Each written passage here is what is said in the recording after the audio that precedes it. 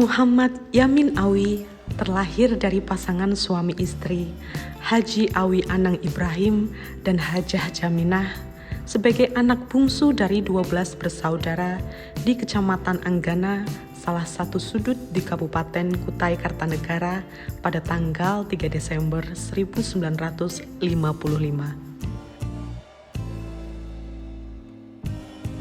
Di tahun 1975, anak muda yang berani dan selalu berpikir untuk maju kala itu, yang mengesampingkan euforia masa mudanya demi keinginan meninggalkan kampung halamannya untuk menuntut ilmu, kota Semarang yang menjadi tujuannya kala itu.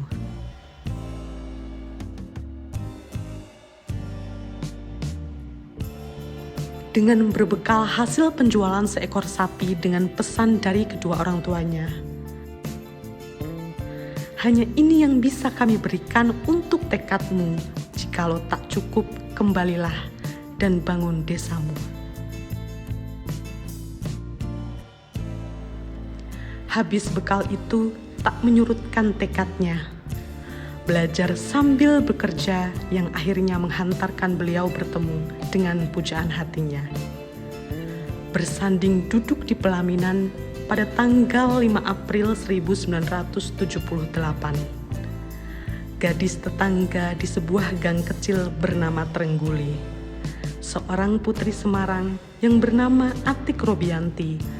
Wanita perkasa itulah yang sampai dengan detik ini selalu setia mendampingi beliau dan telah dikaruniai 4 orang putra dan 1 orang putri serta 10 orang cucu.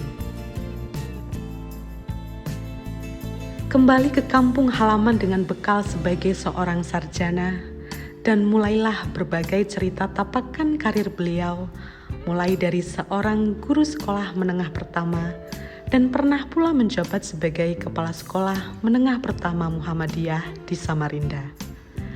Bahkan sampai dengan saat ini, beliau terdaftar di Kopertis Wilayah 11 Kalimantan, dengan berdasarkan pada surat keputusan Menteri Pendidikan dan Kebudayaan Republik Indonesia nomor 243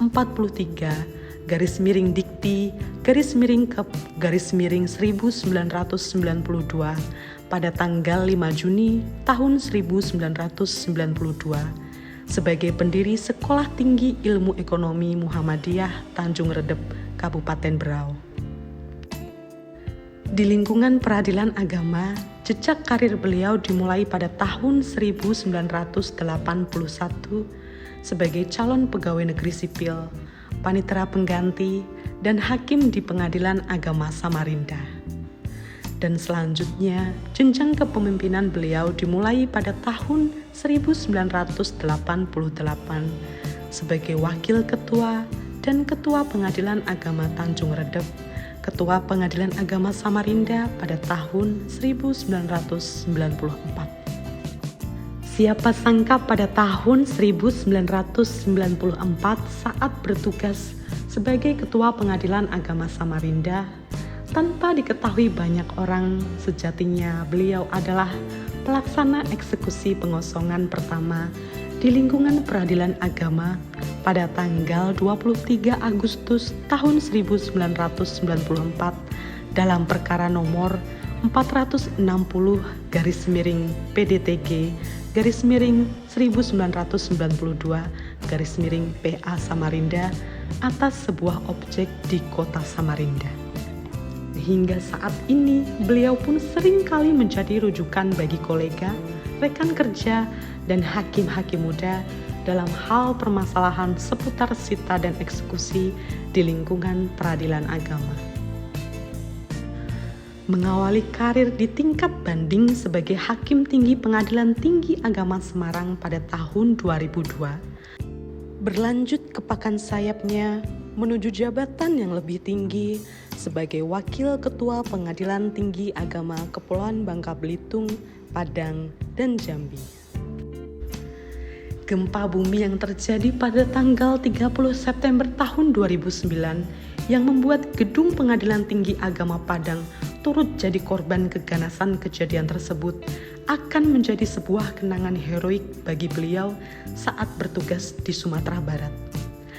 Tampil terdepan bersama dengan Ketua Pengadilan Tinggi Agama Padang saat itu, memimpin bangkitnya kembali peradilan agama di Sumatera Barat yang sempat berkantor dan bersidang di bawah tenda pengungsian.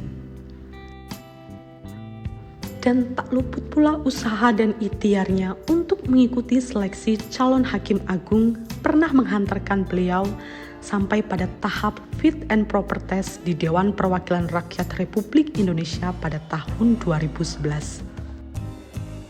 Selanjutnya, dipercaya sebagai pimpinan tertinggi di Pengadilan Tinggi Agama Samarinda pada tahun 2014, Pengadilan Tinggi Agama DKI Jakarta pada tahun 2017, Pengadilan Tinggi Agama Surabaya pada tahun 2020, hingga akhirnya pada hari ini beliau meletakkan amanah dan tanggung jawabnya sebagai abdi Mahkamah Agung Republik Indonesia dalam jabatan terakhir sebagai Ketua Pengadilan Tinggi Agama Semarang yang telah diembannya sejak tanggal 8 Februari tahun 2022 yang lalu. Di Pengadilan Tinggi Agama Semarang, torehan-torehan prestasi yang beliau berikan selama menjalankan tugas menjadikan sebuah kisah tersendiri yang layak untuk dikenang bersama seluruh jajaran peradilan agama di Jawa Tengah. Bagaimana program kerjasama dan Memorandum of Understanding dengan berbagai instansi pemerintahan di Jawa Tengah yang merupakan salah satu inisiasi dari beliau sebagai bukti eksistensi dan keberadaan Pengadilan Tinggi Agama Semarang dalam menghadirkan nilai-nilai keadilan, kemanfaatan, dan kepastian hukum bagi masyarakat para pencari keadilan. Bersama dengan Direktur Jenderal Badan Peradilan Agama Mahkamah Agung Republik Indonesia, melakukan peresmian Masjid Kyai Mojo Pengadilan Tinggi Agama Semarang di penghujung masa baktinya pada tanggal 23 Desember tahun 2022.